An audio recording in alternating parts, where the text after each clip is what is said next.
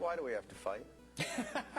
The two of you, can't we just say something nice about John Kerry right now? I like John. I care about John Kerry. And something about President Bush. He'll be unemployed soon. I failed See, I made the effort anyway. No, actually, I knew Bush in Texas a little bit, and truth is, he's actually a great guy. He's not a very good president, but he's actually a very good person. I don't think you should have to hate to oppose somebody, but it makes it easier. Why do you argue? The two of you, I hate to see it. We enjoy it. Let me ask you a question. Wait, let me ask you a question first. All right. Is John Kerry really the best? I mean, I think, John Kerry's not a terrible guy. Is he the best? I thought Lincoln was good. Is he the best the Democrats can do? Is he the best the Democrats can do? Yeah, this year. I'd always thought in a democracy, and again, I don't know, I've only lived in this country, that there's a process, what they call them primaries. Right. And they don't always go with the best, but they go with whoever won. So is he the best? According to the process. Right, but of the 9 guys running, who do you think was best? Do you think he was the best? The most impressive? The most impressive? Yeah. I thought Al Sharpton was very impressive. I enjoyed his way of speaking. I think oftentimes the person that knows they can't win is allowed to speak the most freely, and because otherwise shows with titles such as Crossfire, or Hardball, or I'm gonna kick your ass, or we'll jump on it. In many ways, it's funny, and I made a special effort to come on the show today because I have privately amongst my friends and also in occasional newspapers and television shows mentioned this show as being bad. And I felt that wasn't fair, and I should come here and tell you that it's not so much that it's bad as it's hurting America. So I wanted to come here today and say, wait. Here's just what I wanted to tell you guys. Yeah. Stop.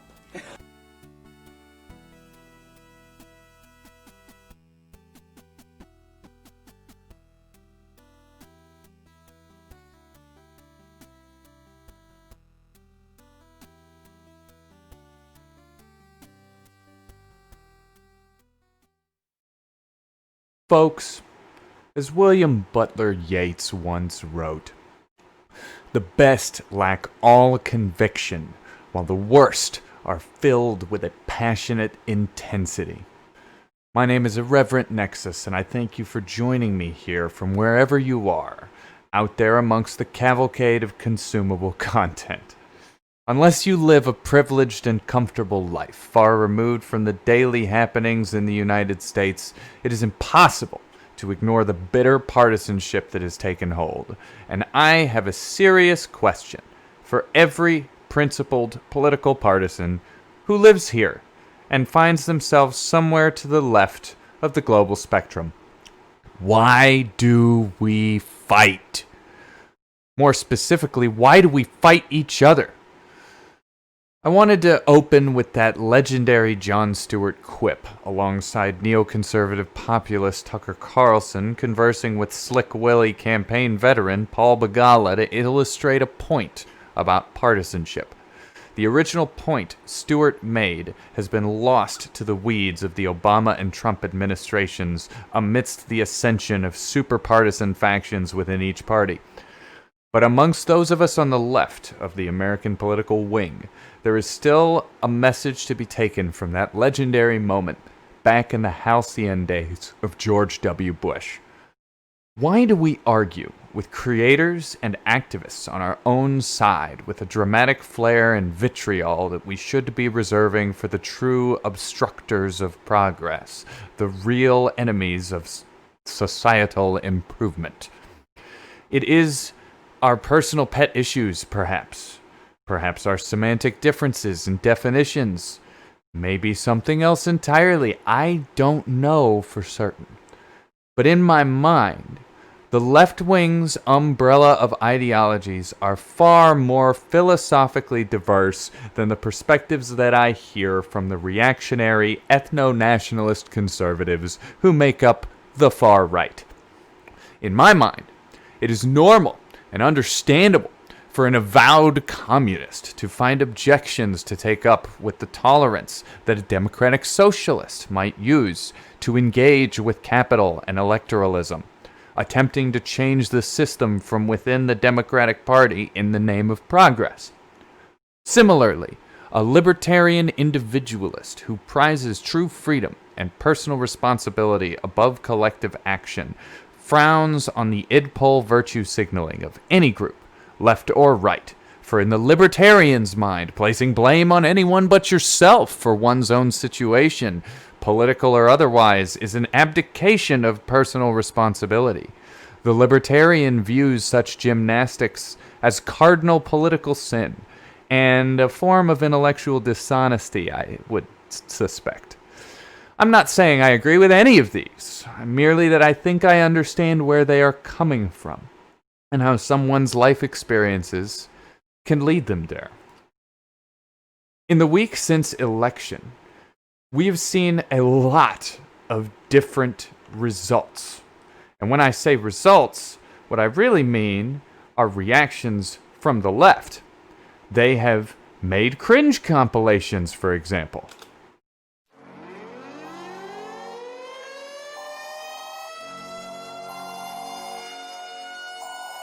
This is the emergency broadcast system. The CDC is advising that you stay in your home. We shall work. I think you get the point of that one. Some of them have been merely jubilant. Today is a day for celebration. Today is a day where we can finally get together and unite as liberals, leftists, independents, people who hated Donald Trump, unite and just say, thank God we can go back to incrementalist neoliberalism and maybe pump the brakes a little bit on the fascism train, you know? I like Hassan. I thought that was a pretty good take. Meanwhile, let's see what Jim Clyburn has said. Oh, what's that? Jim Clyburn says that we Democrats could have done better, but it's all progressives' fault? Excuse me? What? Let me get you to respond to something that Congresswoman Alexandria Ocasio-Cortez said in an interview this weekend. She said, the last 2 years have been pretty hostile. Externally, we've been winning. Externally, there's been a ton of support. But internally, it's been extremely hostile to anything that even smells progressive. That was about how things have worked inside the Democratic Congress. How would you respond to her? Well, you know, sometimes I have real problems trying to figure out what progressive means. You know, I tell people all the time, my father was very conservative. He was a minister. I never heard him ask his congregation to give conservatively. He always asked for a liberal offering. And so I believe that it's good to be conservative at times and in many ways, but it's also good to be liberal at times in many ways. And so you have to balance all of this out. Now, some people refer to me as being moderate. I've been called conservative, and I've been called a flaming liberal. What would we call John Lewis? You know, anytime you challenge the status quo, you're looked upon as being liberal. No, you just want to be a part of what's going on in this great country, the country that you've helped to make great, and that's all this is. So I don't get hung up on labels. So I don't know what I am. I'm an American, a very proud American, right. And I'm a Democrat, a very proud Democrat. So I just want us to be Democrats in the big tent, and these labels, I reject. That's convenient, Mr. Clyburn.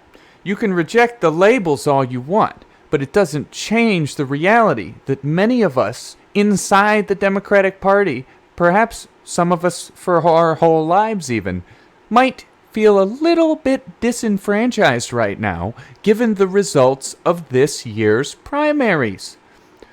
Now, this type of attack is not just coming from the Democratic center directed at the left.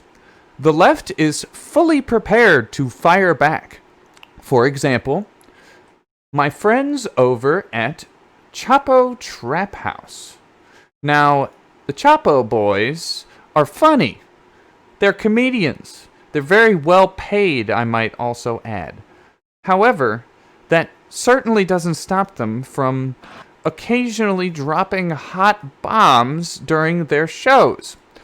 During episode 468, entitled Judgment Night, the Chapo boys decided that during a conversation about how Donald Trump supporters could be considered rubes, perhaps they might redirect some of that name-calling at people like me, who advocated that a Joe Biden administration would be more friendly towards protests and perhaps less likely to tear gas you in the street if you're hanging out in Lafayette Square.